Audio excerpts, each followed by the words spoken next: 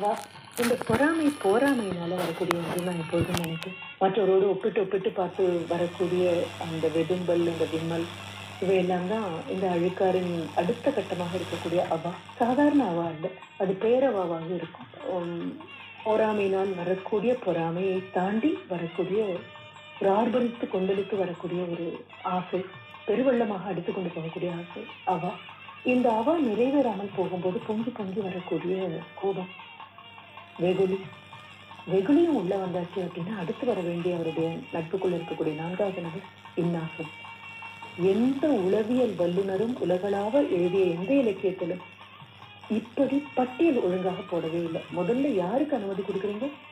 அழுக்காறு. அழுக்காறு வந்தா அவா வரும், அவா வந்தா வெகுளி வரும், வெகுளி வந்தா இன்னாசல் வராம இருக்கும்.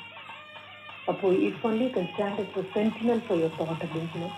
எண்ணங்களுக்கு காவல்காரனாக நம்மால் நிற்க முடியுமே. ஆனால் முதலில் வரக்கூடிய அழுக்காற்றை தடுத்து விட்டோம் என்றால் தொடர்ந்து வரக்கூடிய அவாவை நிறுத்த முடியும், வரக்கூடிய வெகுளியும் நிறுத்த முடியும், பின்னால் வரக்கூடிய இன்னா சொல்லி நிறுத்த முடியும். என்னுடைய ஒரு நல்வாழ்த்து சுமந்து வருது இந்த வணக்கம்.